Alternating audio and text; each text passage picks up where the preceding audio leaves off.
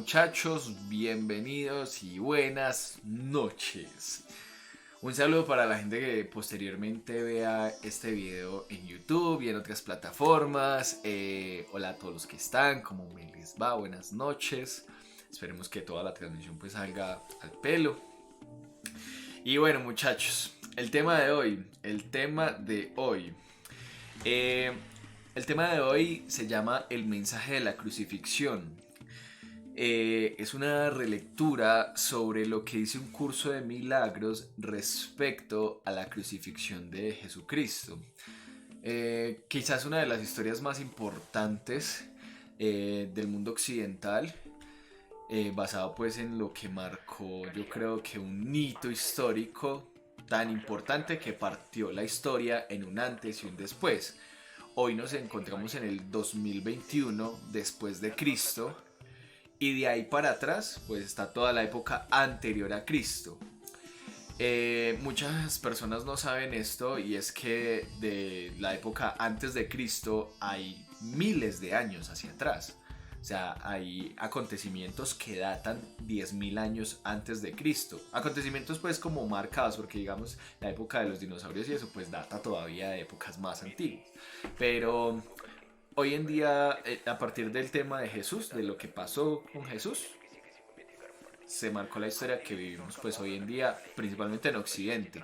Hay otros lugares del mundo que tengo entendido que marcan de otra manera otras épocas, pero digamos pues que hablamos de nosotros, que somos los que nos vemos directamente influenciados por eso, ¿cierto? Ok, no sabía eso. Importante, siempre como retroalimentarnos, está muy chévere. Bueno, como siempre cabe hacer la aclaración que la idea con esto no es convencerlos de nada, no es venderles otra historia, no es decirles, vea, ustedes tienen que venir y creer en estas cosas que yo voy a decir acá. No, confronten todo lo que yo les voy a decir con su sabiduría interna y dense cuenta si lo que yo les digo es importante para ustedes o de alguna utilidad. Eso es todo. Entonces, si de repente chocan con algo, simplemente hagan de cuenta que es una historia y ya, no se queden con eso.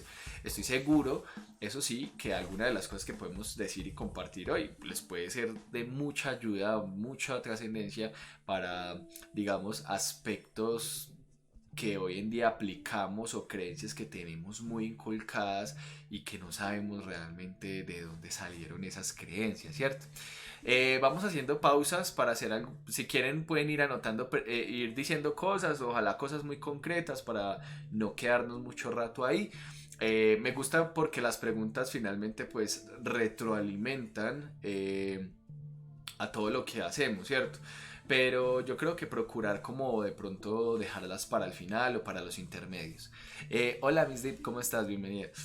Muchachos, todo esto está quedando grabado para YouTube. Listo, entonces por favor, mucha colaboración ahí con el chat y todo el tema. Y por favor que si ven que decimos algo importante que les guste, tomar momentos y capturas. Listo. Entonces bueno, yo creo que para empezar con esto muchachos, lo importante sería hacer un resumen muy práctico de la historia convencional que se conoce de Jesús, ¿cierto? Jesús como personaje histórico y lo que la mayoría de gente pues sabe, conoce o le enseñan.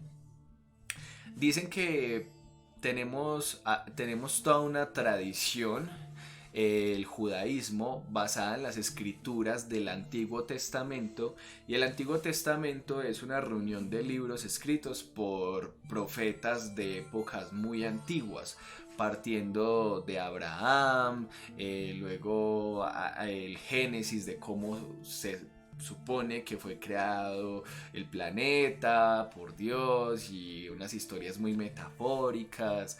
Es toda una aventura el Antiguo Testamento. Hay cosas súper mitológicas, hay cosas que se pueden hoy en día creo que comprobar como hechos reales, de reyes que existieron, de cosas que pasaron. Y basado en esas tradiciones y en esas cosas se fundamentó el judaísmo, ¿cierto? Básicamente porque entre la evolución de la historia ahí está incluido en el Antiguo Testamento cuando se crearon los 10 mandamientos y todas esas cosas, pues digamos, todas esas historias fabulosas de la Biblia antigua antes de Jesús, ahí están en el Antiguo Testamento, porque básicamente Años más tarde, cuando aparece Jesús, posterior a Jesús, es que aparece en los libros del Nuevo Testamento, que son creados básicamente por los apóstoles contando desde sus perspectivas qué pasó en la parte donde aparece Jesús en la historia, ¿sí? Entonces, tenemos el Antiguo Testamento. A partir del Antiguo Testamento y de los 10 mandamientos nace el judaísmo. Y entonces el judaísmo pues tenía muchas creencias y muchas teorías de lo que iba a pasar a futuro, y ellos esperaban como la llegada de un Mesías que iba a cambiarlo todo. Y eso por profecías que habían pues ahí en el Antiguo Testamento. Sucede que tiempo más tarde aparecen en esta historia. Voy a hacer casi pues como resumen, no me voy a quedar en los detalles. Aparecen la Virgen María y José, que la historia dicen que la Virgen es virgen, mejor dicho, hasta de pensamiento, y que José, pues su esposo, un carpintero, estaban buscando un lugar donde tener el hijo que estaba esperando María. Ahí en la historia más o menos lo que explican es que María venía recibiendo como visitas de un ángel que le dijo que ella iba a hospedar al Hijo de Dios. Ese ángel simplemente le dijo como: tú no tienes que preocuparte por nada, tú ya estás embarazada. ¿Y que quién te embarazó? El Espíritu Santo. Y ella como: ¿qué? ¿What? ¿Qué pasó? Ah, ven, mira, tengo barriga. Esa es la recuerden que les estoy contando la historia pues tradicional, ¿cierto? Entonces María está en embarazo, va a tener al Hijo de Dios, ahí pasan mil cosas, pero pues el resumen es que ellos van en burrito, caminando hacia, hacia el lugar pues donde están buscando dónde van a ser Jesús, ¿cierto? Entonces llegan a Belén y no encontrando dónde hospedarse, les toca como quedarse ¿cómo se llama esto? En un lugar donde cuidan los caballos, como en un, no sé, si alguien tiene la palabra, se lo agradecería. Se queda pues en una pesebrera donde cuidan los caballos, el establo, todo ese tema. Y entonces pues ahí básicamente María tiene a Jesús, ahí tiene el parto de Jesús, ¿cierto? Un parto normal, todo casual, pero en medio de eso estaban pasando un montón de cosas alrededor. Vuelvo y les digo, esto según pues la tradición católica, cristiana, lo normal, esa es la historia pues regular. Entonces María tiene a Jesús, aparecen los 3 reyes magos, que eran 3 reyes que venían persiguiendo la estrella del oriente, que le señalaba el nacimiento del Mesías. Y bueno, eso hay mucha historia y cosas muy bonitas, unos que estaban como muy esperanzados porque sentían que ese niño iba a nacer. Yo la verdad, ¿qué les puedo decir de eso? Yo no sé si eso es verdad, si eso es mentira. Eso es lo que cuenta pues la historia tradicional, de que le llevaron unos regalos, ¿cierto? Que incienso, mirra y oro, y que todo eso está como en la tradición. Yo creo que muchas veces nos lo han repetido en las novenas, especialmente las novenas de diciembre, que se celebra pues el nacimiento de Jesús. El niño nace, bueno, muy bendecido, muy todo, pero entonces empiezan a pasar una serie de cosas porque se empieza a rumorear que un niño pues que se plantea como un peligro para los políticos de ese entonces pues nació. Entonces mandan a buscar dónde está el niño, que tienen que mirar a ver quién nació por ahí, que para darle de baja, pero eso pasan mil problemas ahí. El caso es que todo se soluciona, el niño crece y en medio de ese crecimiento empieza pues a demostrar unas cosas bien peculiares. Pero hablando muy concreto de esas cosas peculiares y de esos talentos que ese niño tenía, el nombre real de ese niño es Yeshua o Yeshua. Yo realmente no tengo claro. Algunos dicen que se pronuncia Yeshua y otros Yeshua. Yo no sé cómo se pronuncia, pero es Yeshua, no Jesús. Jesús lo conocemos nosotros en Occidente, pero el nombre original es Yeshua. ¿Qué más? A los 12 años pasa que este niño le da cátedra a unos rabinos que estaban en una sinagoga. El niño expresa una sabiduría tan grande que los deja atónitos. Y hasta ahí se sabe de ese niño. No vuelve a aparecer ese niño en la historia. Ese niño vuelve a aparecer años más tarde, cuando ya tiene entre 32 y 33 años. Aparece hecho un tipo muy sabio que tiene un cúmulo de seguidores bastante grande, que hace milagros, milagros como devolverle la vista a un ciego, transformar el agua en vino, multiplicar la comida para darle de comer a la gente. Y dando alarde de esas cosas sin querer queriendo, pues llega a oídos de la gente pues de poder de esa época, y empiezan a preocuparse, como así que aparece un tipo que está haciendo milagros, que está haciendo como magia, que es eso tan raro, hay que ponerle atención. Pero entonces Jesús llega un día a una sinagoga a plantear ciertas cosas, y entre esas cosas dice que ese día se están consumando las escrituras de que el Hijo de Dios está con ellos. Pero eso no era lo que él no quería decir como que él era el Hijo de Dios. Pero bueno, esto ya luego se los cuento, sino que todos eran el Hijo de Dios. Pero entonces la gente dijo, ¿qué? Este man está diciendo que es el Hijo de Dios. Eso es una blasfemia. Ese tipo es un blasfemo. Y ahí empezó el problema. Porque entonces luego empiezan a perseguirlo, porque como así que este tipo va a venir a decir esas cosas, y literal le montan una persecución. Entonces, según la historia, vuelvo y digo, pasa que le ponen un precio a su cabeza, consideran que lo que él está haciendo pues no está para nada bien, que hay mucha gente como siguiéndolo, y como que eso de repente puede ser una amenaza para el gobierno del momento. Entonces dicen, no, a este tipo hay que capturarlo y darle de baja, porque cómo va a ser posible que venga a decir que él es el Hijo de Dios. No, eso no podemos permitir que ese tipo siga diciendo eso. Además miren la cantidad de gente que sigue a ese tipo. No, pongámosle un pare a eso. Entonces pasó que le pusieron un precio a su cabeza.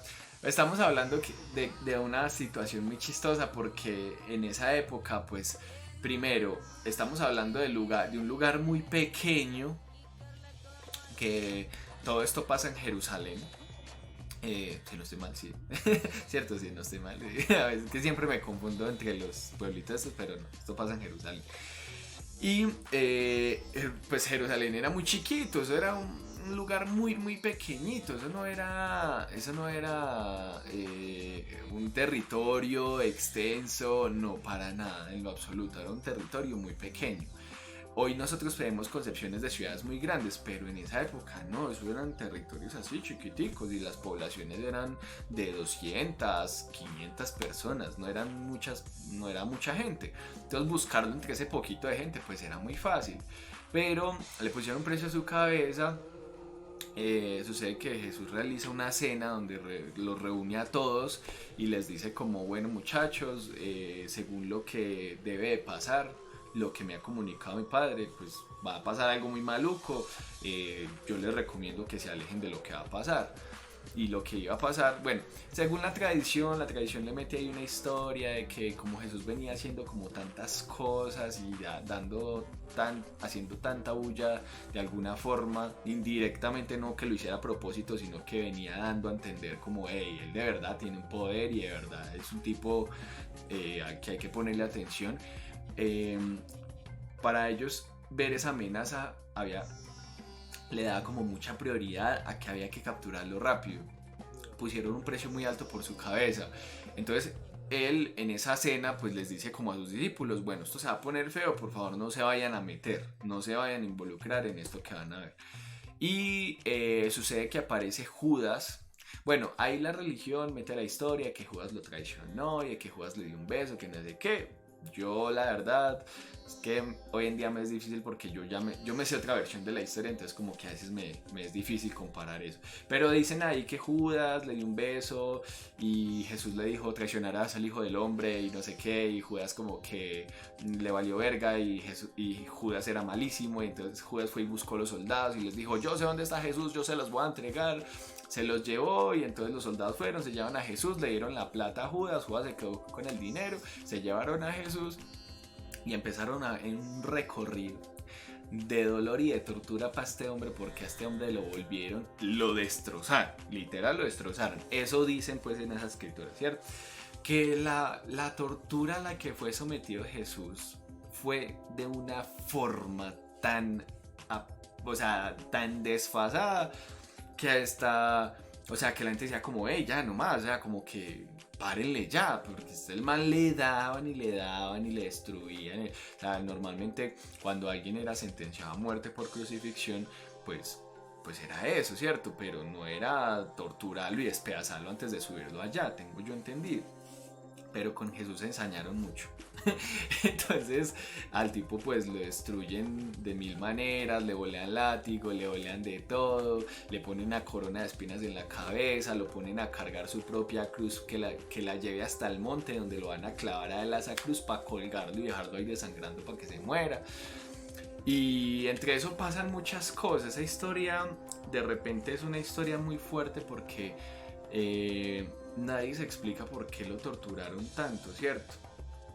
Y entonces aparece el gobernante de la época, Poncio Pilato, diciéndole a esa gente, diciéndole al pueblo como vean, yo no voy a tomar una decisión respecto a lo que va a pasar con este hombre. Si este hombre muere, que es porque ustedes lo deciden, no porque no porque yo tomé la decisión. Y entonces le dijeron, como el man les dijo al pueblo, como ustedes qué quieren, como encarcelarlo y esto o matarlo. Y la gente, no, hay que matarlo, el tipo es un peligro. Claro, me imagino que el pensamiento de masa para ese entonces, todo el mundo ahí pensando que el man era malísimo, entonces dijeron, no, hay que matarlo. Y por eso pues hacen todas estas cosas.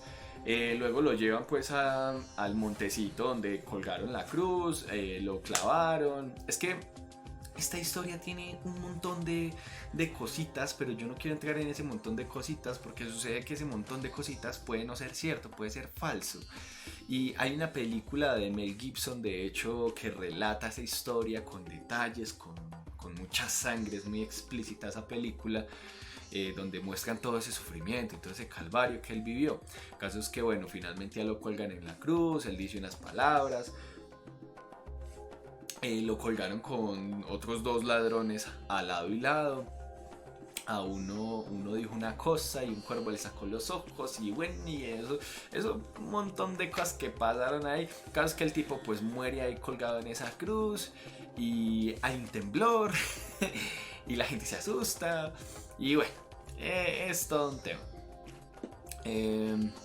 Bueno, para un guardia le clavó y todo le clavó ¿cómo se llama? Una lanza en el costado, como en la costilla de mero Dios, o sea, como que esa gente la tenía ensañadísima contra el hombre.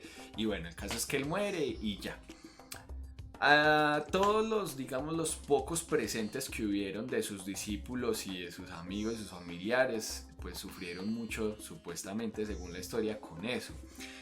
A él lo descuelgan de allá, lo meten en un velo, lo llevan a su tumba. La tumba en esa época pues eran unas tumbas en cuevas que tapaban con una roca. Después de que él muere y todo eso, lo van a visitar constantemente.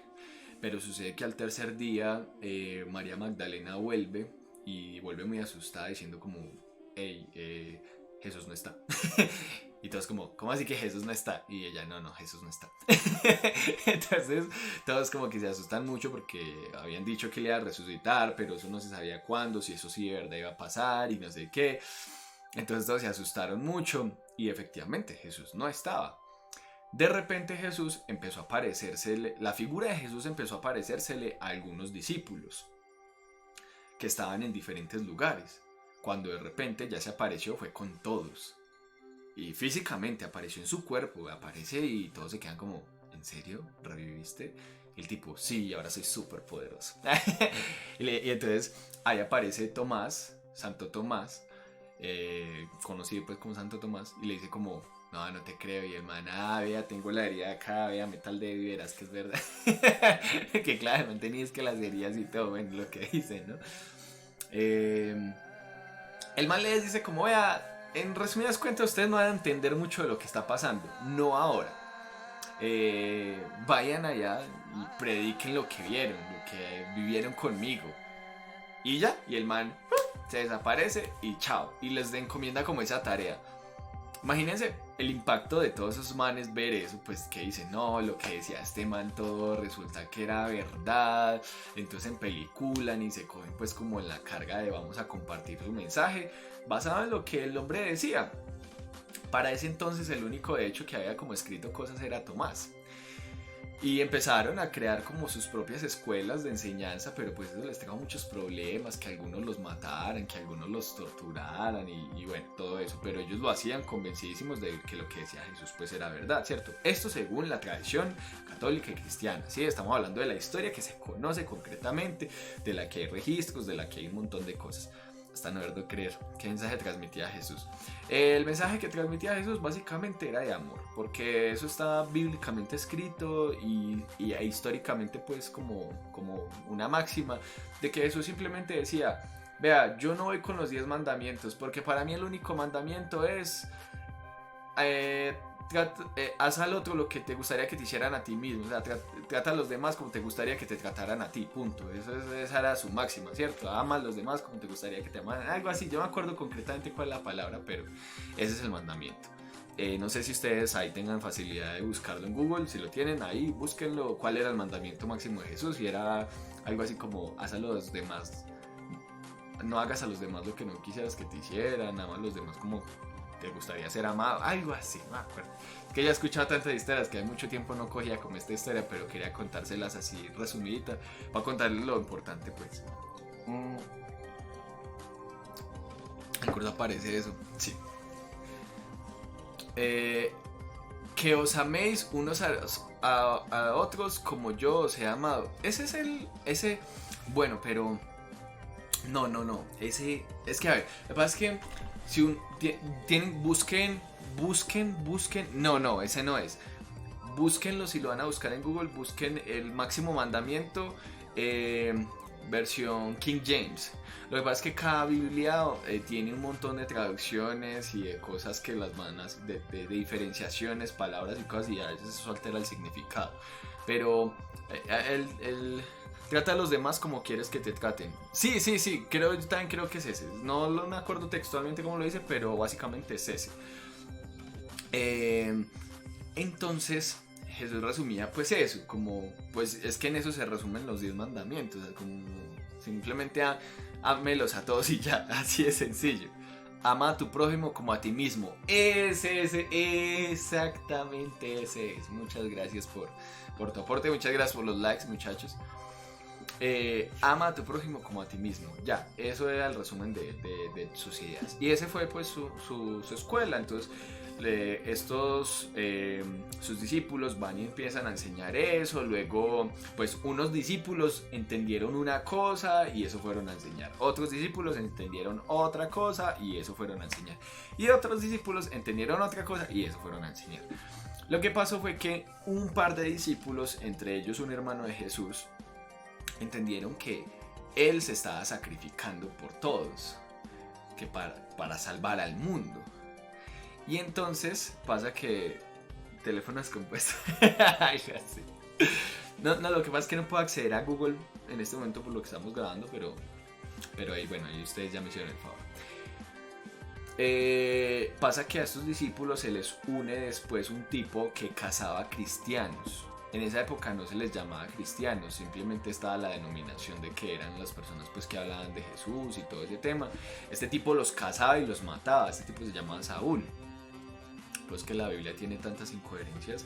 Sí, aparte de que ha sido el libro quizás más manipulado la historia por reyes, por gobiernos para cambiarles cosas y luego decirle al pueblo, vea esto es lo que dice la Biblia, así que hagan caso. Exactamente, porque cada uno escribe su versión de las cosas. No entendí mi frase de teléfono descompuesto. Sí, es por lo de que se dicen como cosas diferentes. Cuando yo te digo algo, este dice otra cosa, este dice otra cosa. Sí, es eso, ¿cierto? Sí. Entonces, pasa y sucede después de todo esto que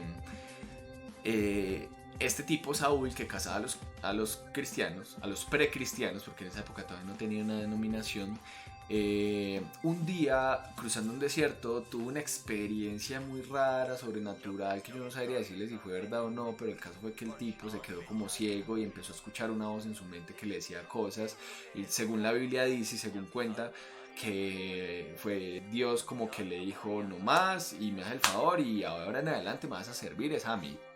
Y el tipo pues no, se arrepintió muchísimo de haber sido un asesino de cristianos y se adoctrinó él solo y él solito empezó a buscar y dijo, no, yo me voy a volver un profeta de esta vaina, y se volvió un líder tremendo y se cambió el nombre a Pablo. Y entonces pasa que este man reúne a todos los discípulos que pudo y les dijo como, bueno, de ahora en adelante Dios me ha dado una misión y vamos a establecer una iglesia y vamos a hacer las cosas al derecho. Y se reunieron, dice la Biblia, se reunieron por primera vez en un lugar llamado Antioquía, y ahí se denominaron cristianos porque hablaban la palabra de Cristo. Y ellos mismos fueron los que empezaron a escribir los textos que posteriormente fueron los que conformaron el Nuevo Testamento. De ahí para allá pasaron cosas, entre ellas, pues resumidamente, eh, Pablo se volvió un líder increíble y todos seguían a Pablo, porque Pablo pues tenía unas escrituras increíbles. De hecho, varios de los textos del Nuevo Testamento son las cartas que Pablo les mandaba como a las iglesias que él comandaba, ¿cierto? Él era como el principal.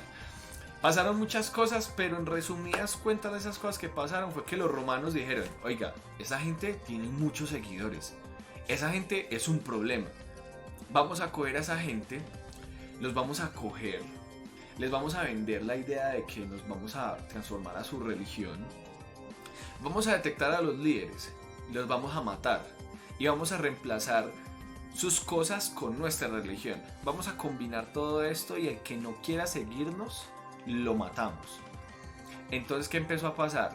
Que llevaban a los líderes principales y los mataban en el Coliseo romano, que se los comían los leones. Los otros cristianos que se dieron cuenta de eso se metieron a las catacumbas de Roma, porque Roma tiene literal toda una ciudad bajo tierra, y allá se metían a seguir predicando. Eso tiene un nombre histórico, esa época del cristianismo. Mientras que arriba los romanos dijeron, bueno, tenemos unos dioses paganos que eran pues los de sus religiones, vamos a transformar esto. Entonces, digamos, teníamos a Venus, pues ahora ya no es Venus, sino que ahora en adelante se llama María. Y Marte de ahora en adelante se llama José. Y fulanito le vamos a poner Jesús. Y vamos a combinar, hicieron una mezcolanza de creencias y lo que hicieron fue venderle al mundo una nueva religión a la cual se le fundó como el catolicismo. El catolicismo fue una mezcolanza de cosas ahí donde ellos dijeron, bueno, y aparte de eso, ¿qué les parece si ponemos a un tipo que sea el representante máximo de esta religión y decimos que él puede hablar con Dios y que él tiene las llaves del cielo y de la tierra? A ese tipo le vamos a llamar el Papa. Ese va a ser el máximo. ¿Y qué les parece si hacemos esas otras cosas y empezaron a mezclar otras tradiciones y vainas y luego le exportaron eso al mundo? Entonces ellos venían de otra tradición muy diferente, en la cual, digamos, data de las religiones paganas más antiguas del mundo, donde la máxima representante es una mujer. Y eso evolucionó sumerios, egipcios, griegos, y como los romanos eran una copia de los griegos, entonces ellos también ya iban en esa transformación y dijeron, bueno, ¿cuál es la máxima representante de la historia del cristianismo? Ah, María. Pues digamos que esta diosa que es nuestra ultradiosa, pues digamos que es María. Por eso es que hoy en día se adora tanto a María en el catolicismo, cuando María no tuvo un papel muy relevante más que ser la madre de Jesús en el momento de la concepción.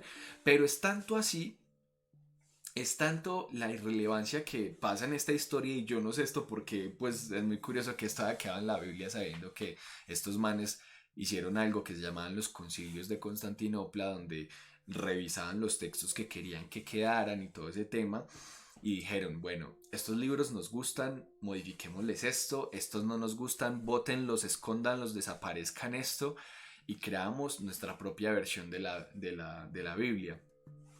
Y entonces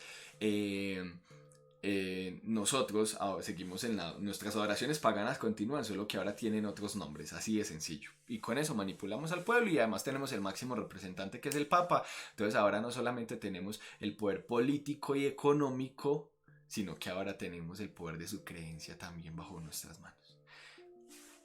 Y eso es un punto de inflexión muy importante en la historia del mundo, porque a partir de eso surgieron mil movimientos que hoy en día el mundo pues practica. Eso es un sancocho de creencias del tremendo. Pero el caso es que aquí no les estoy inventando nada. Todo esto lo pueden ustedes buscar. Hay documentales, hay historia en internet. Tenemos internet para tener toda la información del mundo en nuestras manos. Hay que aprender obviamente a diferenciar entre la información y la desinformación.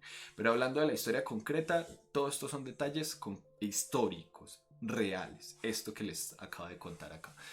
Eh, bueno, aunque queda pues que lo de Jesús, ustedes pueden pensar que eso no fue así, eso es totalmente válido, pero pues la historia dice que sí hubo un tipo llamado Jesús, que sí existió en esa época, que sí marcó todo eso y que por eso hoy en día pues marcamos la historia entre antes y después de Cristo, ¿cierto? Y, y pues bueno, muchachos, esa es básicamente pues como la historia. Qué pena ahí de pronto que me demore un poquito. Siempre es un poquito extenso, pero es una historia muy importante porque a partir de ahí pasan mil cosas pues de las que vamos a hablar hoy en este momento. Pasa y sucede que yo empiezo a estudiar todas las enseñanzas, todo lo que está pues relacionado a un curso de milagros y todo esto.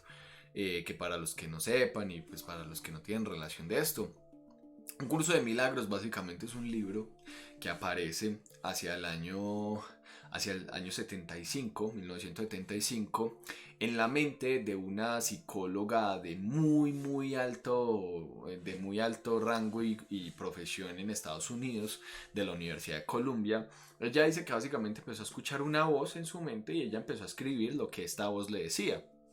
Hola Karen, ¿cómo estás? Bienvenida. Entonces, esta señora empieza a escuchar esta voz que le dice, escribe, esto es un curso de milagros.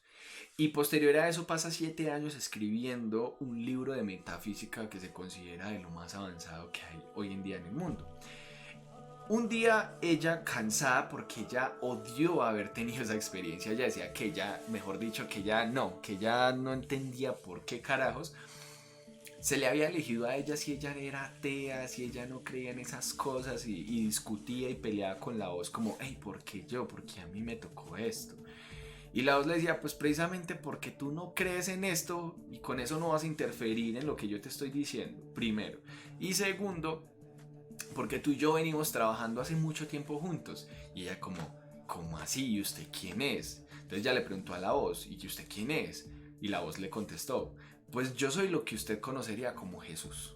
Pero eso realmente no es importante. Lo importante es terminar ese libro y ya vas a ver qué va a pasar con ese libro. Ese libro se guardó durante un tiempo y aparecieron unos personajes que se incluyeron en el trabajo de ese libro, como que toda la sincronía del universo los puso ahí para trabajar y que ese libro llevara a mejores términos. Y, y por cosas de la vida, alguien le sacó una copia y otro le sacó otra copia y otra copia y esas copias se empezaron a distribuir entre una comunidad de científicos, de psicólogos, de médicos de las altas esferas de Estados Unidos y alguien dijo, no, ese libro hay que sacarlo porque lo que dice ese libro creo que sí es realmente un mensaje transformador para el mundo. Y hoy por hoy pues ya lleva casi 50 años ese libro rodando por el mundo. Ese libro es un curso de milagros. ¿Qué es un curso de milagros, muchachos? Pues vean, yo que llevo pues ya en estos años, ya 6 años estudiándolo, voy para 6 años estudiándolo, es básicamente como usted sentarse y que Jesús le empiece a usted a dictar cosas y a decir vainas como súper trascendentales, como súper increíbles. El lenguaje es un poco complejo, pero es muy inclinado al lenguaje judeo-cristiano. Entonces se utilizan palabras como Jesús, Espíritu Santo y todo esto, solo que tienen un significado y un trasfondo totalmente diferente a lo que tendría para la gente que es estudiosa de una religión, de la Biblia y estas cosas. Este libro para qué aparece, básicamente para decirle a la gente, hey, todo eso que están haciendo, todas esas teologías, eso no le está sirviendo al mundo. Lo que se necesita es una experiencia, y esa experiencia es la experiencia del amor. ¿Cómo logramos esa experiencia del amor? Hay que deshacer todas las creencias de nuestros ego y de nuestro miedo para poder darle cabida al amor que ya está ahí. Si tú deshaces el ego, reaparece el amor que siempre ha estado ahí, solo que tú le pusiste 1000 barreras para no experimentarlo. Y esa es tu herencia natural. Y el amor es Dios. Regresas a casa cuando regresas a tu entendimiento de que tú eres amor. Eso es todo lo que dice ese libro. Y para eso tiene un texto, un libro de ejercicios, un manual para el maestro. Es una locura. Yo llevo todos estos años estudiándolo y sigo entendiendo y sigo poniendo en práctica cosas maravillosas, increíbles de este libro y cosas así. Aparte de este libro, pues le acompañan, yo siempre les digo, yo este libro no le recomiendo a nadie que se lo lea de plano porque es un libro muy, muy potente. Yo siempre le digo a la gente, si quieres estudiar esto, lee primero los libros de Gary Renard, La desaparición del universo, Tu realidad inmortal y El amor no olvidado a nadie. Después de que leas esos libros, léete Un viaje sin distancia para que entiendas quiénes eran los personajes implícitos en la creación de este libro y de cómo tuvieron esa experiencia tan sobrenatural de que una voz se los dictara. Y luego pues ya tú decides si quieres coger este libro. Yo qué les digo, muchachos, todas las enseñanzas de estas vainas no son para una religión y un dogma y ese tipo de cosas. Es simplemente aplicación de cosas muy prácticas que los conducen a la paz interior.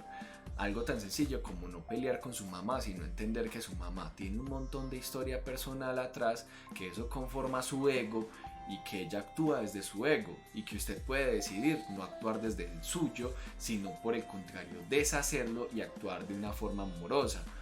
Y así, uno a uno, día con día, cambio con cambio, pensamiento a pensamiento, se produce un cambio en el que un día ya no es el 90% de su mente pensando desde el miedo, sino que un día ya es el 70, el 60 o el 40% y cada vez le vamos dando más espacio al amor que se manifiesta.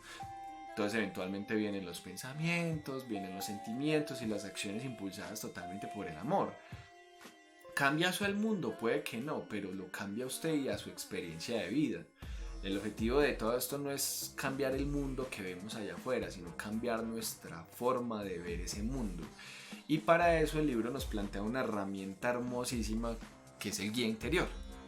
Entonces usted aprende a ponerse la manito en el corazón y a consultar todo lo que va a hacer en su día a día. Es súper bonito porque básicamente el tema es como, no es que tú hagas algo en el mundo, no se trata de eso, se trata de que aprendas a entregar todo, tus pensamientos, tus sentimientos, tus acciones a ese guía para que ese guía te conduzca a la comprensión de cómo deshaces el miedo y cómo florece el amor. ¿Listo? Eso es el curso de milagros. Siempre me gusta rehacer como este tipo de cosas porque como volver a explicar esto en diferentes videos porque creo que nutre mucho comprensiones más globales de toda esta historia. Magali, donde te sientas más cómoda, no te preocupes. Igual este video, muchachos, está quedando grabado para YouTube por si se perdieron un pedacito o quieren verlo más adelante, no se preocupen. Esto mañana mismo está en el canal de YouTube.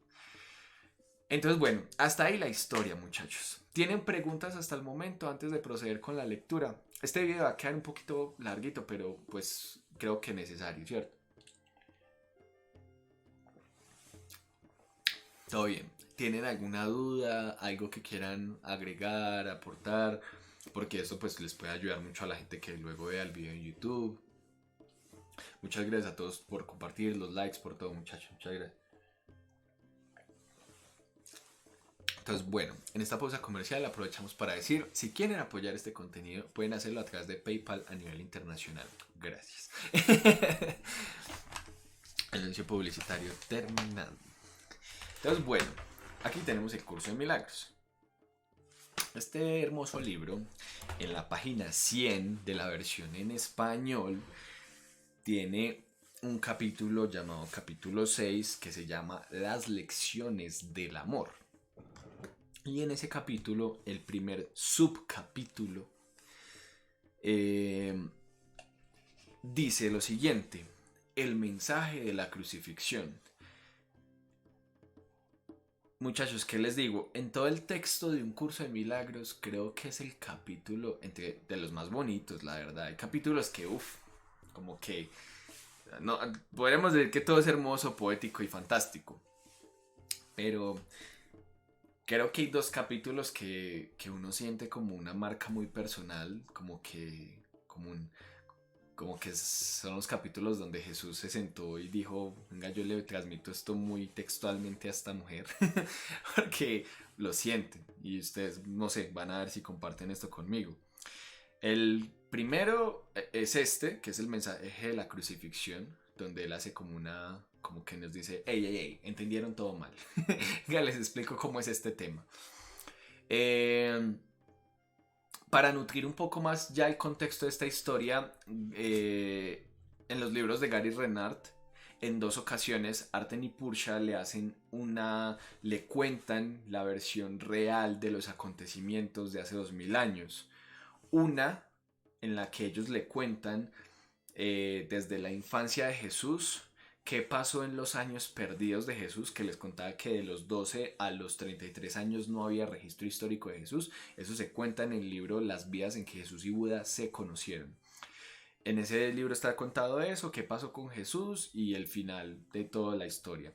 Y en el libro El amor no olvidaba a nadie, en el capítulo donde aparecen Tomás y Tadeo, literal aparecen las esencias espirituales de Tomás y Tadeo y le cuentan a Gary Renard qué pasó en esa época con Jesús.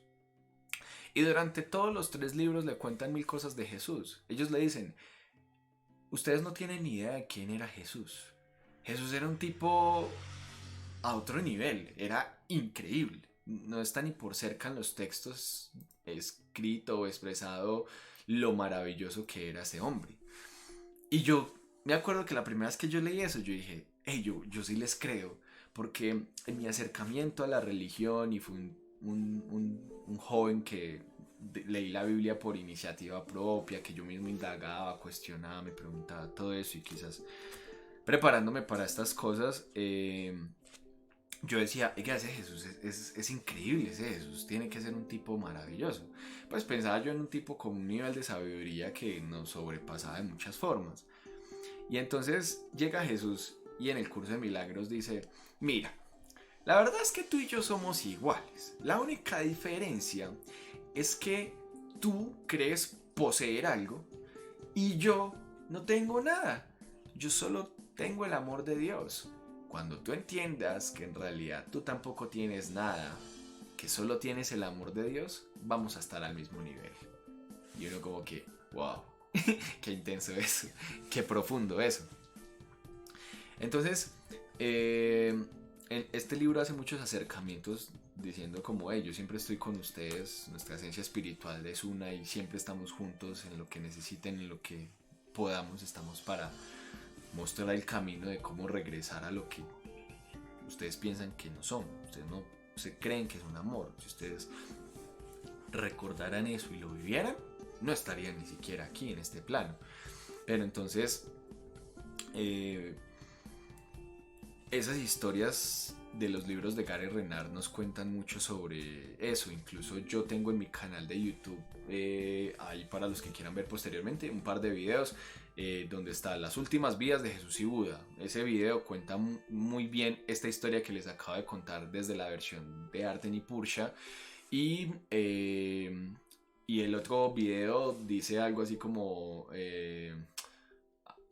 la aparición de Tomás y Tadeo. No sé cómo lo tengo exactamente, pero ahí están en mi canal. Búsquenlos, que ahí hago la lectura de esos capítulos donde ellos cuentan esas versiones de qué pasó en esa época con Jesús. Y uno realmente se queda impactado. Uno dice, wow, yo siento que eso sí es verdad. A mí la historia de que Jesús se sacrificó por la gente y esto, es que eso no tiene ni sentido. Las cosas que te dice la iglesia, todo un montón de vainas que no tienen sentido. Pero lo que te cuentan en estos otros libros, tú te quedas como, wow, eso yo sí creo que sea verdad. Porque un tipo con ese nivel mental tenía que estar, o sea, era un tipo que hacía milagros. Y entonces en la religión siempre te venden un montón de ideas de que, no, es que Él se sacrificó por nosotros para llevarse nuestras enfermedades, nuestros pecados y todo el tema. Y tú ves el mundo hoy y dices, oiga, pero como que hay que sacrificar a otro porque eso no sirvió. ¿Sí o qué? Y es porque todo se malinterpretó. Y se acuerdan que les contaba ahorita que Pablo y el hermano de Jesús tuvieron como que ver ahí. Ellos entendieron todo mal y le vendieron al mundo algo que no era realmente el mensaje que Jesús estaba transmitiendo. Y en este libro Jesús cuenta qué era lo que él quería transmitir realmente. Pongan atención, dice así: el mensaje de la crucifixión. Para los efectos del aprendizaje, examinaremos de nuevo la crucifixión. No hice hincapié en ella anteriormente debido a las temibles connotaciones que quizás tengas asociadas con ella. ¿Qué nos está diciendo? Como, hey, no les había dicho nada de esto para que no fueran como a tener un choque. Porque la historia que les acabo de contar ha permeado a todo el mundo. Entonces él mismo sabe que esto hay que tratarlo con pinzas, ¿no?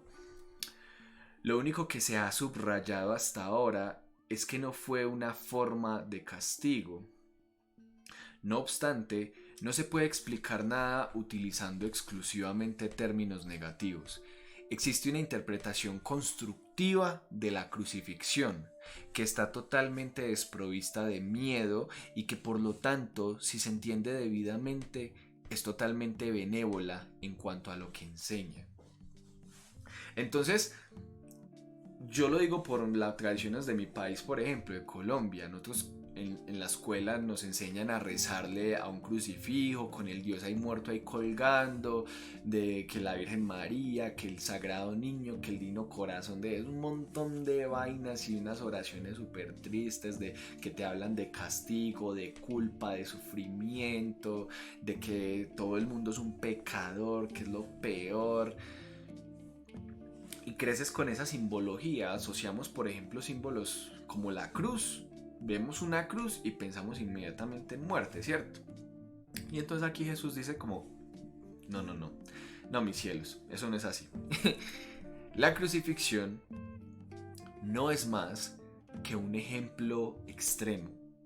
Su valor, al igual que el valor de cualquier otro recurso de enseñanza, reside únicamente en la clase de aprendizaje que facilita. Se puede entender, y se ha entendido, incorrectamente. O sea, ya el plano estaba diciendo como, hey, esto no se entendió bien, muchachos. Esto no. Ello se debe únicamente al hecho de que los temerosos tienden a percibir con miedo. ¿Qué está diciendo? La gente entendió mal esto porque solo entiende todo desde el miedo, y eso es lo que percibes, eso es lo que entiendes, y eso es lo que vas y le hablas a otros, y eso es lo que enseñas, eso es lo que compartes, ¿cierto? Vamos bien con la transmisión, muchachos, ¿todo bien? Los veo muy callados, están bien concentrados.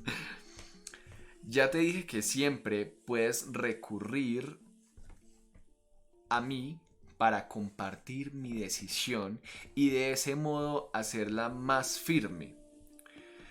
Te dije también que la crucifixión fue la última jornada inútil. Miren esto. La crucifixión fue la última jornada inútil que la filiación tuvo que emprender.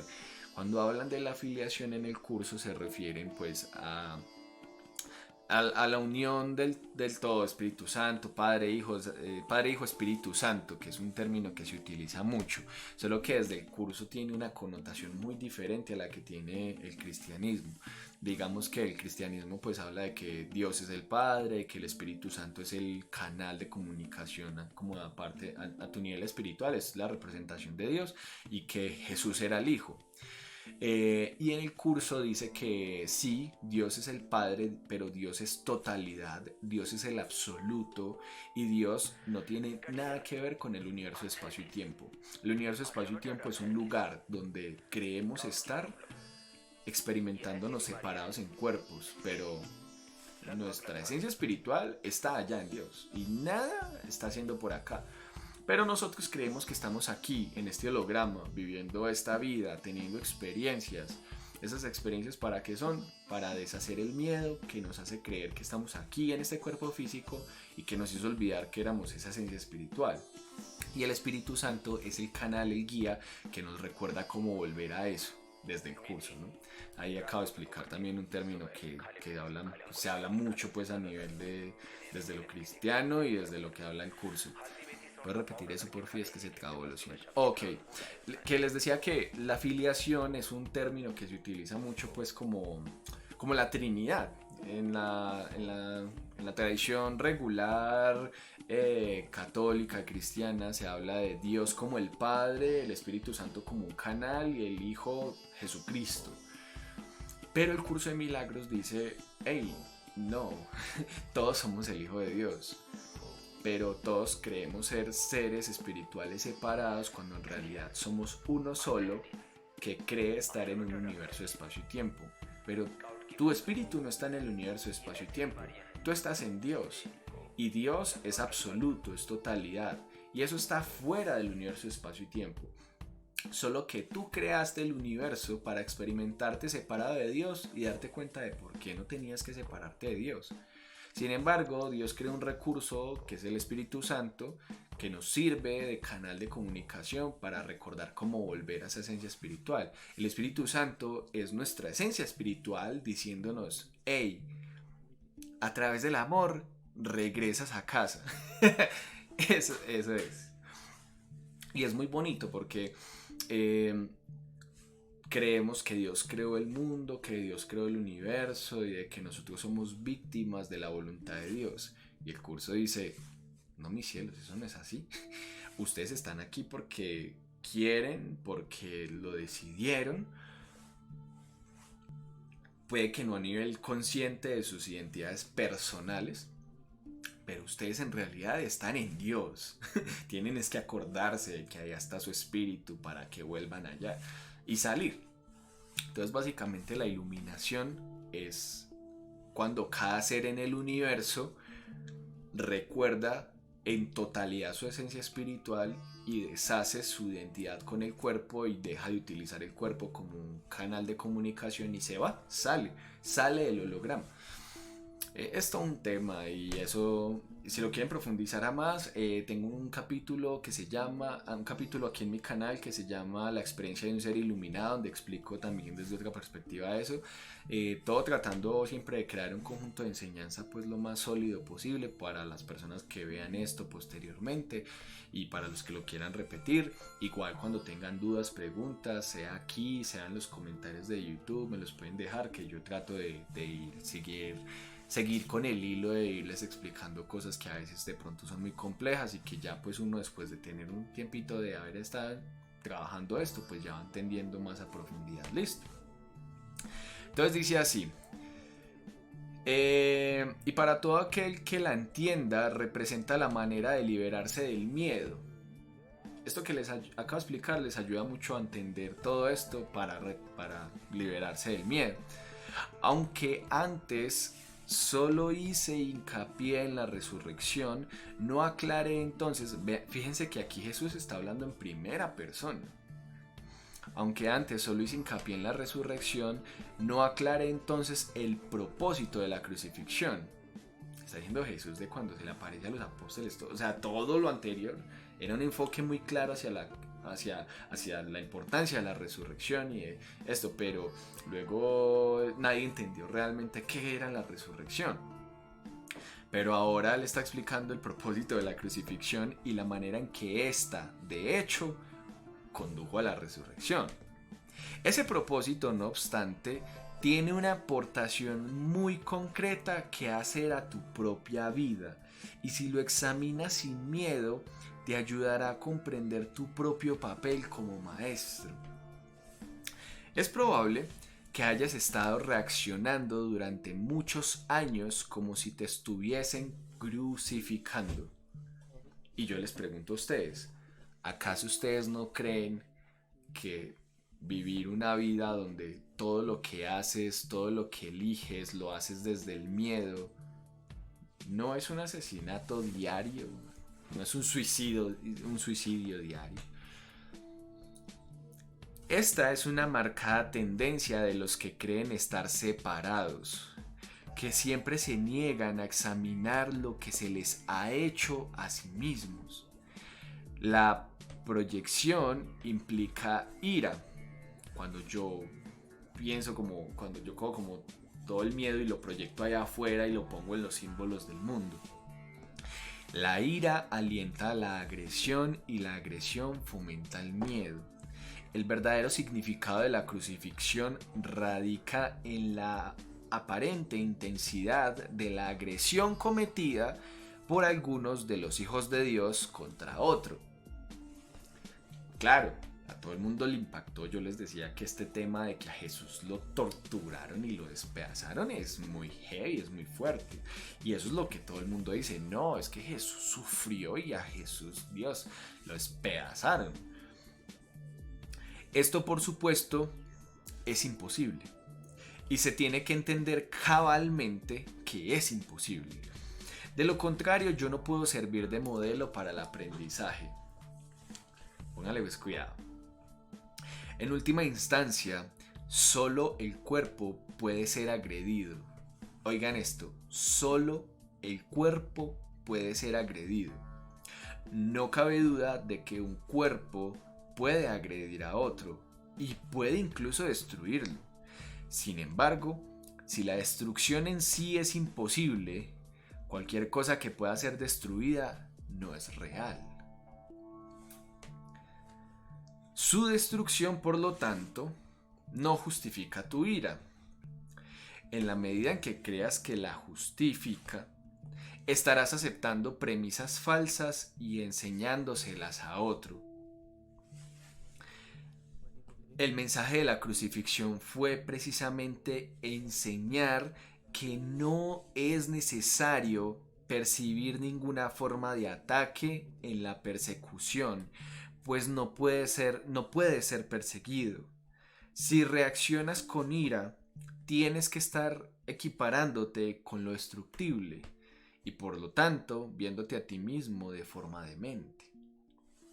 Esto es muy profundo lo que dice acá, porque lo que él básicamente está diciendo es como el cuerpo no es real, por lo tanto pensar que le puedes hacer daño es estar loco. Y eso era lo que yo les estaba enseñando en realidad. Pero ustedes creyeron que a mí me hicieron mucho daño, que me destruyeron, cuando en realidad no fue así.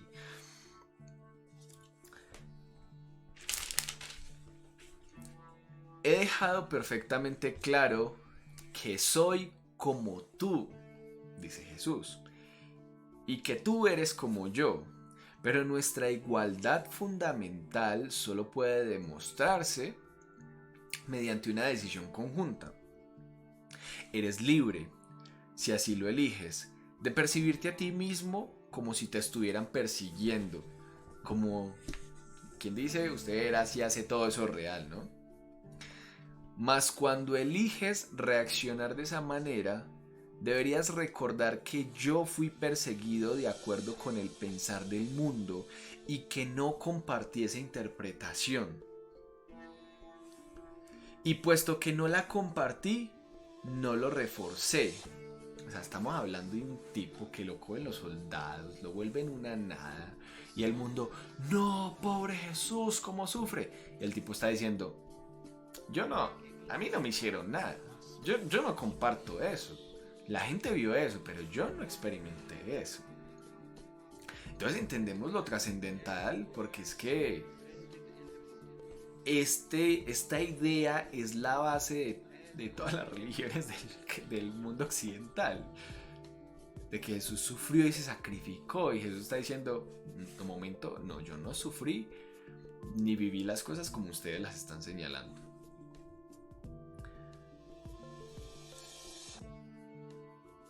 Y puesto que no las compartí, no las reforcé.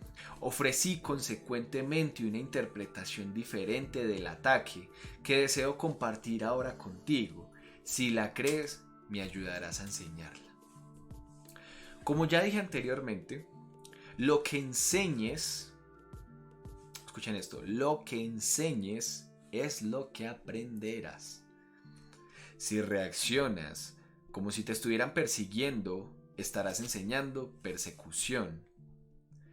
¿No es esta la lección que el Hijo de Dios debe enseñar, si es que ha de alcanzar su propia salvación.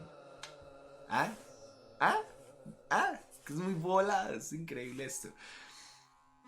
Como quien dice, mi joya, a usted le puede pasar algo que usted interprete desde el miedo de eso que le pasa, es su tema. Eso es lo que usted va a vivir. Y seguramente eso es lo que le va a enseñar a otros que usted vivió, porque eso es lo que usted decidió interpretar de esa situación. Entonces, todo está en función de lo que usted quiere interpretar. Si usted quiere interpretar la vida desde el miedo, eso es lo que va a vivir y eso es lo que va a enseñar. Pero por el contrario, si usted quiere vivir la vida interpretando todo desde amor, eso es lo que va a vivir y eso es lo que va a enseñar. Enseña más bien tu perfecta inmunidad, que es la verdad acerca de ti, y date cuenta de que no puede ser atacada. No trates de protegerla, pues de lo contrario creerás que es susceptible de ser atacada. No se te pide ser crucificado, lo cual fue parte de lo que yo aporté como maestro. Se te pide únicamente que sigas mi ejemplo cuando te asalten tentaciones mucho menos extremas de percibir las cosas falsamente, o sea, desde el miedo, y que no las aceptes como falsas justificaciones para desatar tu ira. Porque ¿qué hacemos cuando interpretamos el mundo desde el miedo? Trabajar con ira, devolver mal con mal, ojo por ojo, diente por diente, todas esas cosas. No creas que la hay, ni enseñes a nadie que la hay. Recuerda siempre que enseñas lo que crees. Enseñas lo que crees. Si crees en miedo, eso enseñas. Si crees en amor, eso enseñas. Cree lo mismo que yo, dice Jesús, y llegaremos a ser maestros de igual calibre. Uf, brutal eso, ¿no? Qué lindo. Cree lo mismo que yo y llegaremos a ser maestros de igual calibre. O sea, Jesús diciendo eso es como que, ¿en serio, negro?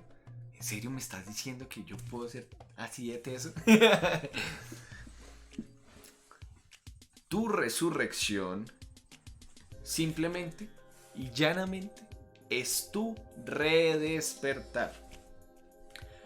Yo soy el modelo del renacimiento, pero el renacimiento en sí no es más que el repuntar en la mente de lo que ya se encuentra en ella. ¿Se acuerdan lo que les decía yo ahora? Que ustedes ya son amor, lo único que tienen que hacer es recordar que ya son amor. Dios mismo lo puso allí y por lo tanto es cierto para siempre. Yo creí en ello y por consiguiente lo acepté como la verdad. Ayúdame a enseñárselo a nuestros hermanos en nombre del reino de Dios, pero cree primero que es verdad, pues de lo contrario enseñarás mal. Si tú no crees en el amor, no vas a enseñarlo y pues, le vas a enseñar mal a la gente, ¿no? Mis hermanos, miren lo que habla de los discípulos. Mis hermanos se quedaron dormidos durante la supuesta agonía del huerto. Dice supuesta agonía del huerto. Pero yo no pude haberme indignado con ellos porque sabía que no podía ser abandonado. O sea, este capítulo, a mí este capítulo me parece impactantísimo y me parece súper trascendental, porque es que vuelvo y les digo, ¿en qué se basa toda la creencia religiosa de Occidente? En el sufrimiento de Jesús. Y aquí Jesús llega y dice, no, eso es mentira. Y eso que ya termino este capítulo y les cuento parte de lo que dice Narten y Pursha sobre esto, que es súper increíble. Entonces mire lo que está diciendo Jesús, es como, no, a mí no me abandonaron. ¿Por qué? Porque yo no creo que me abandonaron. Yo estaba perfecto, yo estaba 10 de 10. Lamento cuando mis hermanos no comparten mi decisión de oír solamente una voz, la voz del guía interior. Algo que dice Narten y Pursha es que Jesús no fue el líder supremo.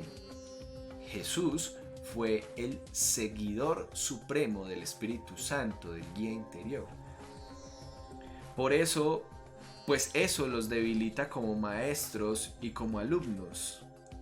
Con todo, sé que no pueden realmente traicionarse a sí mismos ni traicionarme a mí, y que sobre ellos es donde todavía tengo que edificar mi iglesia. No hay ninguna otra alternativa al respecto. Bueno, cuando Jesús aquí dice iglesia, hay que entender que iglesia no es un término referente a un templo físico, un lugar físico. La iglesia es un concepto de amor. Y ese concepto es voladísimo, se los voy a compartir porque eso está en otro libro llamado Un viaje sin distancia. Es un libro que escribieron para explicar la historia de cómo se creó un curso de milagros. Y entonces la señora que escuchaba la voz en su mente era una señora muy terca, nada espiritual y nada religiosa. La señora era súper jodida. Y entonces la señora tuvo una experiencia donde quiso ayudarle a alguien que vio en un aeropuerto como medio perdida, como medio sola, y le dio como pesar y fue y la ayudó. Y entonces la voz le dice en su mente: y esta es mi verdadera iglesia, la ayuda mutua. Ayudarnos mutuamente, esa es la verdadera iglesia. ¿Por qué? Por un concepto de amor brutal. Que si Jesús hubiese muerto en este siglo, todos andarían por ahí con una silla eléctrica colgada en el cuello. ¿Por qué? Porque dice... Entonces dice así: no hay ninguna otra alternativa al respecto, porque únicamente tú puedes ser la roca de la iglesia de Dios. Esto es metafórico, refiriéndose a que tú puedes ser esa piedra angular, esa primer roca que fundamenta un concepto de amor y que lo comparte. Si tú eres ese pilar, y si tú te conviertes en ese pilar para ti mismo, para la gente a tu alrededor, imagínate el impacto que puede ser eso cuando tú te conviertes en un ser que solo expresa amor. Allí donde hay un altar hay una iglesia. Se refiere al cuerpo físico. Y la presencia del altar es lo que hace que la iglesia sea santa. Entonces se refiere como al concepto, el concepto detrás de este símbolo, de este cuerpo. ¿Cuál es el concepto que mueve a este cuerpo? Yo les estoy aquí transmutando ideas que hay gente que puede pasar literal 20 años estudiando estos libros y no los entiende.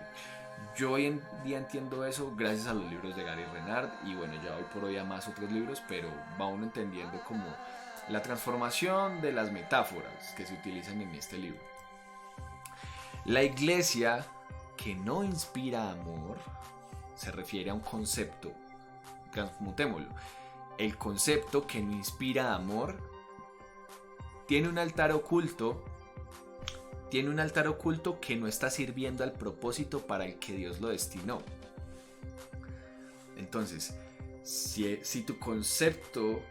los conceptos que te mueven no son los correctos, ¿qué va a hacer esto? ¿Qué va a hacer esta representación física? Enseñar cosas que no son, enseñar. Si el curso dice, vea, el mundo tiene 1000 máscaras para denominar estados emocionales y mentales, denominar actos, pero en realidad todo eso son ilusiones. En el universo solo hay amor o miedo, así de sencillo.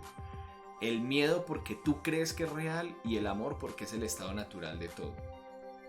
Y entonces, si tú crees y tú piensas desde el miedo, eso es lo que vas a enseñar, eso es lo que vas a transmitir. Y el miedo no es real, el miedo ni siquiera existe. Tú eres el que cree que el miedo existe. El miedo es pura ilusión. Pero en cambio, si te transformas y deshaces ese miedo para redescubrir que eres amor y enseñas al mundo que eres ese amor, imagínate qué es lo que vas, o sea, en qué conviertes ese símbolo. ¿Se acuerdan de la charla pasada donde les hablaba que todas las figuras de la tercera dimensión son símbolos y que esos símbolos están cargados de nuestra señal, de lo que nosotros imprimimos en ellos? Imagínense transformar todo ese significado que le damos al mundo y al universo entero en puro amor. ¿Qué pasaría con eso? ¿Qué pasaría con ustedes mismos? Y Jesús, no lo dice en este libro, Arten y Pursha lo cuentan, que la máxima enseñanza de Jesús sobre la iluminación fue: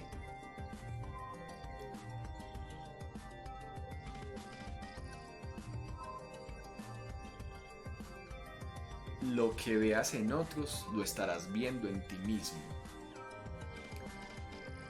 Y entonces era como una invitación a, si tú ves en el otro amor, eso es lo que tú estás viendo en ti mismo. Pero si tú ves en el otro miedo, ¿qué es lo que estás viendo?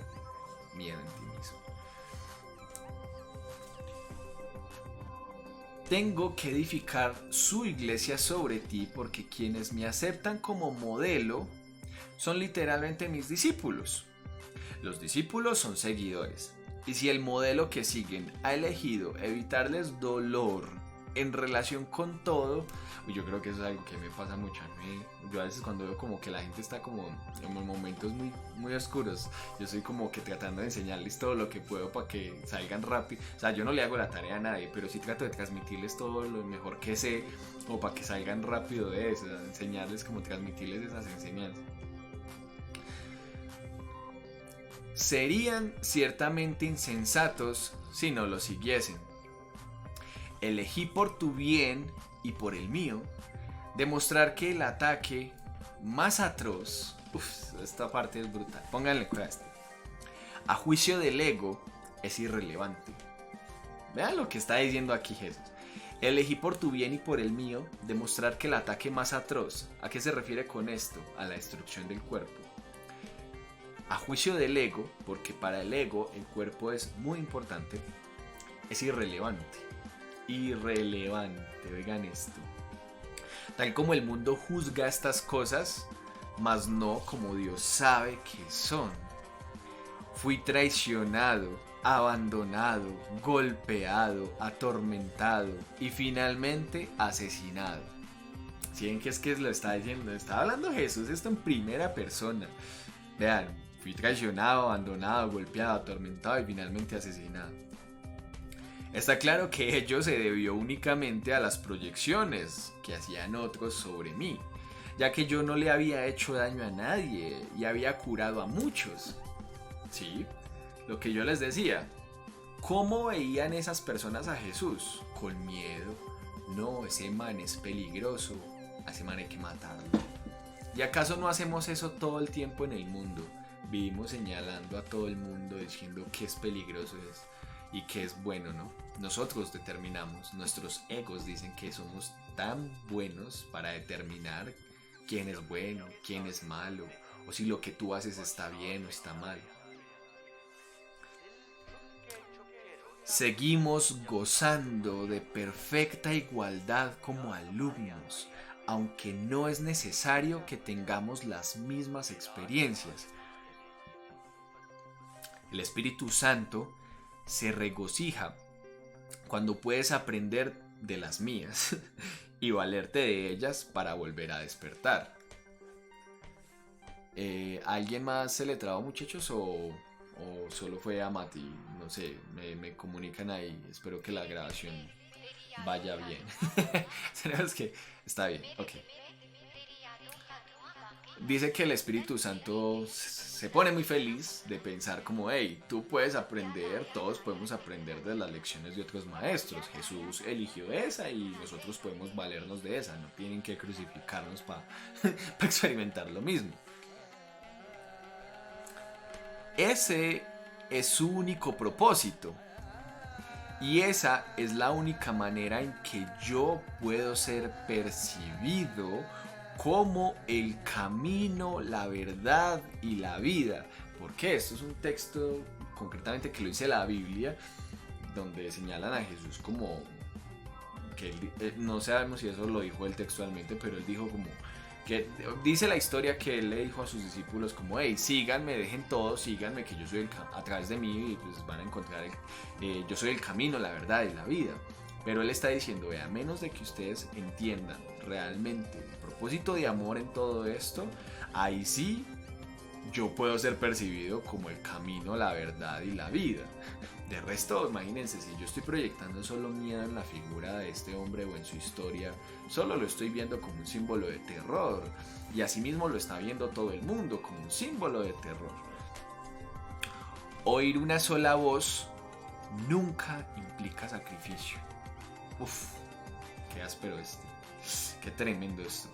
Oír una sola voz, se refiere a la voz del Espíritu Santo, a la voz del guía interior, nunca implica sacrificio. No tienes que hacer nada para seguir a tu guía interior. Por el contrario, si eres capaz de oír al Espíritu Santo en otros, puedes aprender de sus experiencias y beneficiarte de ellas sin tener que experimentarlas directamente tú mismo. Porque si todo es unidad, porque si todos somos ese mismo perfecto espíritu, no necesitamos pasar por todo. Yo no necesito pasar por la drogadicción para entender que a un drogadicto le puede ir muy mal. Puedo escuchar su historia y entender el contexto de su historia y decir, wow, entiendo que por ahí no. Eso se debe a que el Espíritu Santo es uno y todo aquel que le escucha es conducido inevitablemente a demostrar su camino para todos. Nadie te está persiguiendo, del mismo modo en que nadie me persiguió a mí. No se te pide que repitas mis experiencias, pues el Espíritu Santo, a quien compartimos, hace que eso sea innecesario. Para valerte de mis experiencias de manera constructiva, no obstante, tienes aún que seguir mi ejemplo con respecto a cómo percibirlas. Mis hermanos, que son también tus hermanos, están constantemente justificando lo injustificable. La única lección que tengo que enseñar, puesto que la aprendí, es que ninguna percepción que esté en desacuerdo con el juicio del Espíritu Santo está jamás justificada. O sea, el miedo no tiene cabida y no está justificado de ninguna manera. Mi función consistió en demostrar que esto es verdad en un caso extremo, simplemente para que pudiese servir como un instrumento de enseñanza ejemplar para aquellos que, en situaciones no tan extremas, sienten la tentación de abandonarse a la ira y al ataque. Mi voluntad, junto con la de Dios, es que ninguno de sus hijos sufra. Y vean que él habla de sus hijos. Se refiere a nosotros de una forma en la que nosotros nos podemos percibir. Pensamos que nosotros creemos que somos muchos, pero en realidad no. El espíritu que soy es el mismo espíritu que son ustedes, experimentándose en cuerpos separados, pero somos un espíritu. La crucifixión no puede ser compartida porque es el símbolo de la proyección. Claro, es el símbolo de todo el miedo que le tenían al tipo, cómo lo mataron, cómo fue de heavy todo este tema. O sea, eso es un símbolo de pura muerte, ¿no? Pero la resurrección es el símbolo del compartir. La resurrección es el símbolo del compartir. Ya que para que la filiación, Padre, Espíritu Santo, Hijo, pueda conocer su plenitud, es necesario que cada uno de los hijos de Dios experimente un redespertar. Solo esto es conocimiento. El mensaje, y esto es hermosísimo y de las frases más contundentes, hermosas y trascendentales que tiene un curso de milagros, el mensaje de la crucifixión es inequívoco. Escuchen esto. Enseña solamente amor, pues eso es lo que eres. Enseña solamente amor, pues eso es lo que eres. Qué bonito, ¿cierto? Esa es una de las máximas del curso de milagros. Enseña solamente amor, pues eso es lo que eres. Qué curioso que aparece esto, y yo esta semana justamente tengo diseñado una imagen para lenguaje universal en donde extiendo esta idea y digo: recuerda que eres amor. Recuerda solamente el amor, pues eso es lo que eres. Enseña solamente amor, pues eso es lo que eres. Y la otra dice, creo que comparte solo amor, pues eso es lo que eres, algo así. Esta semana la ven publicada. Si interpretas la crucifixión de cualquier otra forma, la estarás usando como un arma de ataque en vez de como la llamada a la paz para la que se concibió. ¿Por qué? Porque, bueno, ahorita les complemento el por qué Jesús dice que la crucifixión, a pesar de ser un asesinato destrozador así horrible, no fue un símbolo de nada malo. Es un símbolo de la paz, que es lo más gracioso, ¿no? ¿Cómo de la paz, Mauro? Ya van a ver por qué. Con frecuencia, los apóstoles la interpretaron erróneamente, se refiere a sus discípulos, por la misma razón que otros lo hacen. Su propio amor imperfecto les hizo ser vulnerables a la proyección. Ellos también proyectaron miedo y creyeron que lo que estaban viendo, esa escena tan sangrienta ante sus ojos, era una situación de miedo. La resurrección como demostración de que la muerte no existe, exactamente.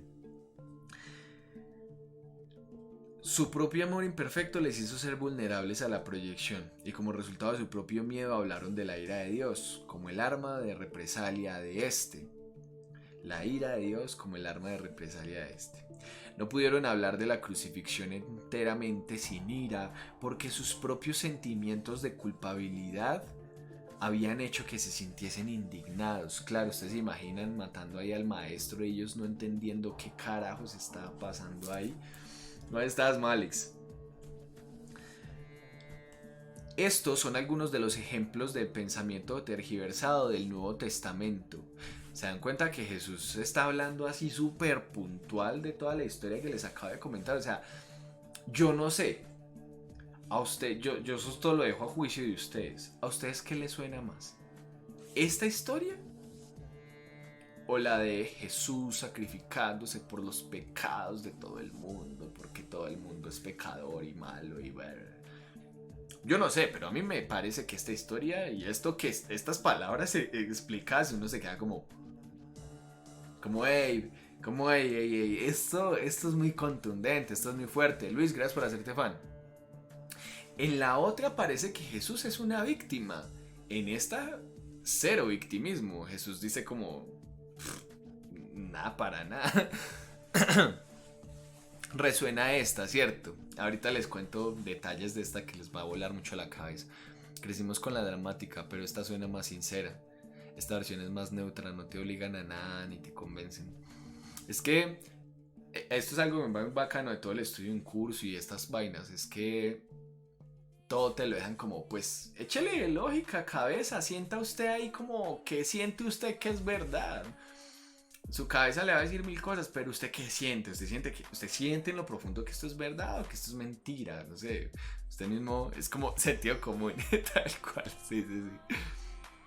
A mí me late esto que es más la historia del tipo pro que me contaban. O sea, como que este Jesús, yo a usted sí le creo que este Jesús, este man está muy pro. Y miren la calidad de las palabras, la enseñanza, uno se queda como, uy no, este tipo era increíble, ¿no? Entonces, pille pues. Estos son algunos de... Jesús vengativo, Jesús amoroso, como los Simpsons. Sí, tal cual. Estos son algunos de los ejemplos de pensamientos tergiversados del Nuevo Testamento. Vean, este fragmento encierra algo muy heavy de la historia que les conté ahorita. Pongan atención. Si bien su evangelio es en realidad únicamente el mensaje del amor, se refiere al Nuevo Testamento, si los apóstoles no se hubieran sentido culpables, nunca me habrían podido atribuir expresiones tales como no he venido a sembrar paz, sino espadas. Frases que en el Nuevo Testamento se le atribuyen a Jesús. Él está diciendo, yo no dije eso. Esto está en clara oposición a todas mis enseñanzas. De haberme entendido realmente, no podrían haber descrito tampoco mi reacción a Judas como lo hicieron. Y esto me parece súper increíble, muchachos, porque todo el mundo proyecta en Judas como no, es que Judas mejor dicho, es el diablo encarnado porque le entregó a Jesús y todo eso. Es el falso, todo lo malo se le atribuye a Judas. Judas se utilizó como el símbolo de la proyección de todo el mundo.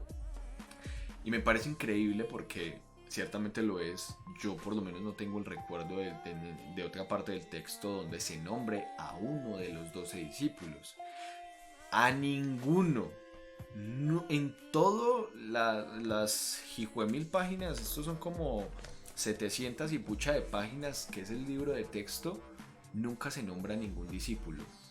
No sé si por allá Pablo, la verdad es que no tengo recuerdos, pero yo siempre que recuerdo esto pienso, y si me equivoco pues qué pena, no soy un erudito del curso de milagros, pero hasta donde yo tengo el recuerdo no se nombra a ningún otro discípulo en un curso de milagros, solo se nombra a Judas.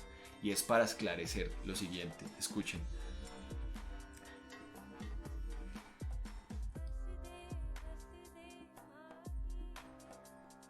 No podrían haber descrito mi reacción a Judas como lo hicieron. Yo no pude haber dicho, traicionarás al Hijo del Hombre con un beso, a no ser que hubiese creído en la traición. El mensaje de la crucifixión fue precisamente que yo no creía en la traición. El castigo que se dijo le infligía a Judas fue un error similar. ¿Por qué? Porque Judas después apareció como que él se suicidó, él se fue y se colgó después de que se dio cuenta de lo que hizo.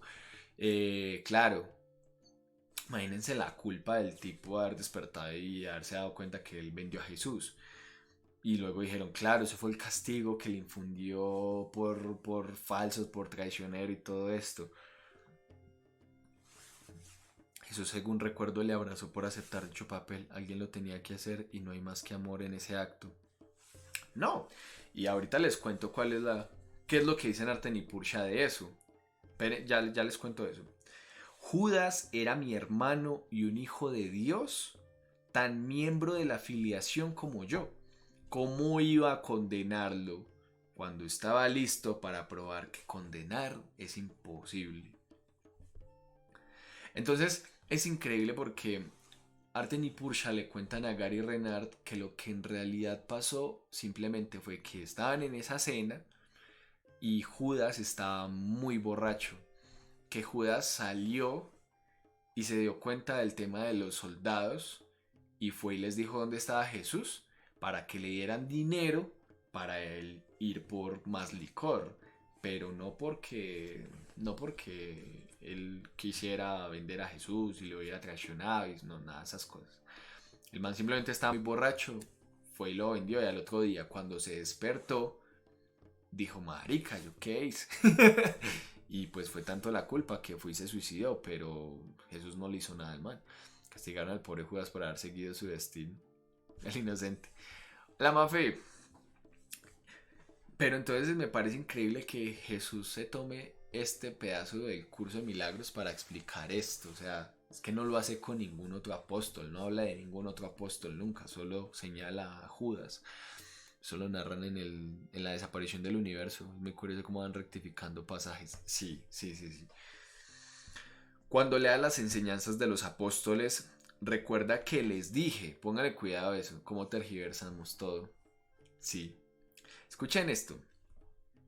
Cuando leas las enseñanzas de los apóstoles, que es todo el Nuevo Testamento, recuerda que les dije que había muchas cosas que ellos no entenderían hasta más tarde, porque en aquel entonces aún no estaban completamente listos para seguirme.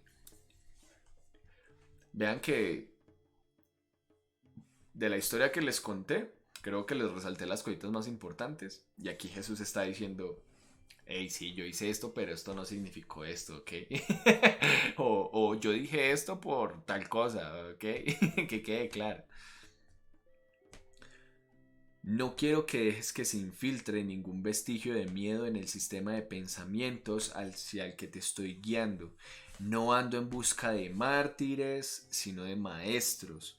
Nadie es castigado por sus pecados y los hijos de Dios no son pecadores.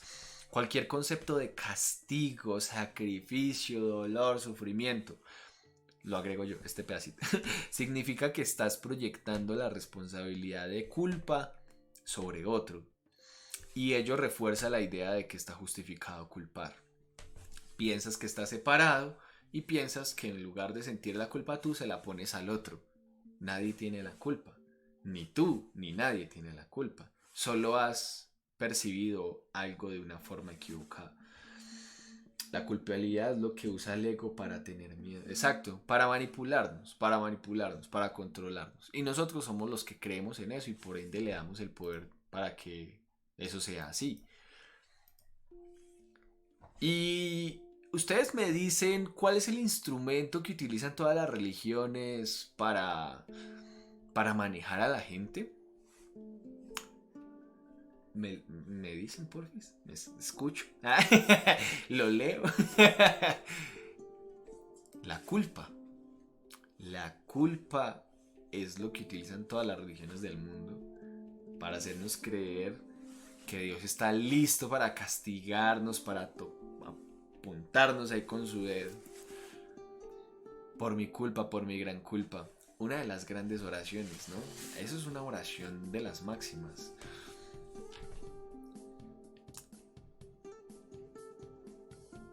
El resultado es una lección acerca de cómo culpar, pues todo comportamiento enseña las creencias que lo motivan. Escuchen esto. El resultado es una lección acerca de cómo culpar, pues todo comportamiento enseña las creencias que lo motivan. Todo comportamiento enseña las creencias que lo motivan. ¿Qué les digo yo siempre? Pensamiento, sentimiento y acción. Si tú crees en la culpa, sientes culpa y actúas con culpa, ¿no? La crucifixión fue el resultado de dos sistemas de pensamiento claramente opuestos entre sí, el símbolo perfecto del conflicto entre el ego y el Hijo de Dios. Este conflicto parece ser igualmente real ahora, y lo que enseña tiene que aprenderse ahora tal como se tuvo que aprender en aquel entonces. Yo no necesito gratitud, pero tú necesitas desarrollar tu mermada capacidad de estar agradecido. ¡Wow! ¡Qué voladísimo esto! Yo no necesito gratitud, pero tú necesitas desarrollar tu mermada capacidad de estar agradecido. O no podrás apreciar a Dios. Uf, severo. Estar aquí y ahora. Aquí y ahora es la única forma de percibir la divinidad en todas las cosas, de agradecer, de disfrutar, de estar vivos, llenos de pensamientos del futuro, llenos de cargas del pasado. No podemos estar presentes y solo aquí y ahora es donde podemos decir, ok, me siento agradecido por estar vivo, con eso lo tengo todo. En el libro de Amy, no sé si para los que ya lo leyeron o si no lo leyeron, podría hacer un paréntesis aquí para leerles concretamente les puedo hacer un paréntesis chiquitito para agregar algo aquí a lo que acabo de decir. Vuelvo y repito la frase: yo no necesito gratitud, pero tú necesitas desarrollar tu mermada capacidad de estar agradecido. No podrás apreciar a Dios.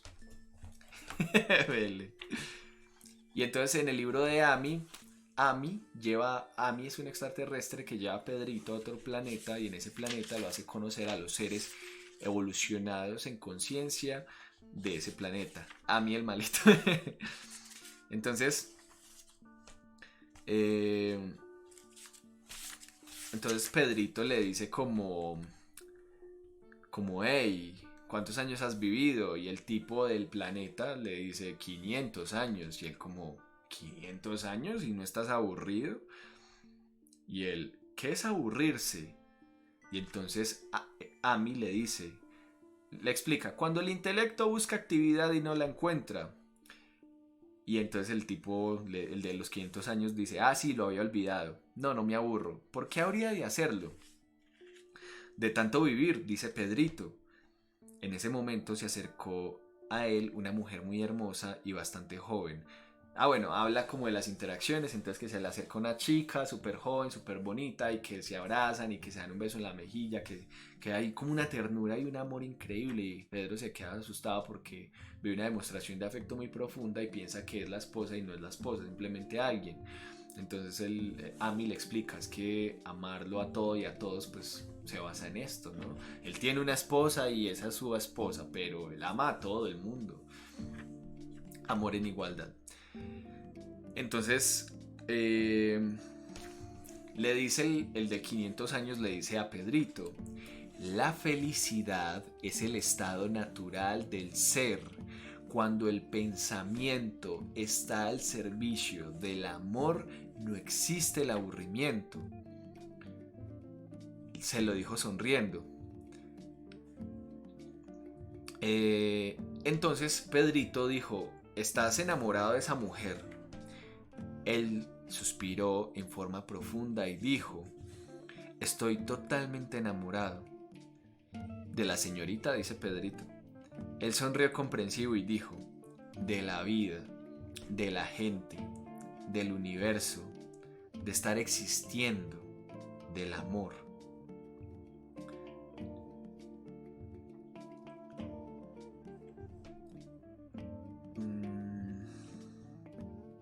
Bueno, y aquí ya pues sí se ponen en otro plan, ¿no?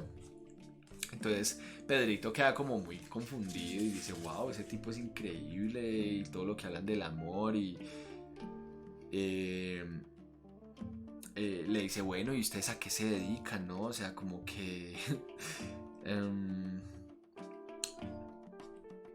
espérate, dirás, por acá.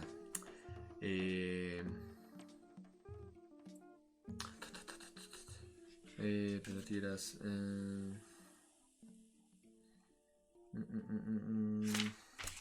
Es que se lo dice. A ver, aquí creo que es por acá que le dice como. Bueno, acá le explica tres cosas. No me quiero meter en eso, pero básicamente el gigante le dice como. Ah, bueno, él le dice como, bueno, ¿y ustedes qué hacen, no? O sea, como a qué se dedican.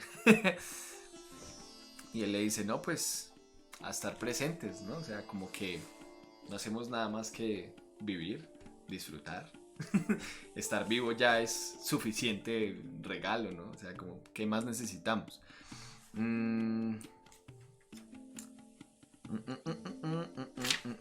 Sí, es que quería leérselos textualmente, pero no lo veo. Ta, ta, ta, ta, ta, ta. Bueno, luego Ami le explica que hay una ley universal sobre la que se basan todas las leyes que ellos practican y toda su sociedad se basa en la ley universal. Pedrito le pregunta, ¿y cuál es esa ley universal? Y él le dice, el amor. Todas las sociedades avanzadas del universo practican el amor, viven en amor y en eso basan todo. Si tu mundo comprendiera eso, sería un mundo evolucionado. ¿Cuánto nos falta reaprender eso, no? Pero en fin.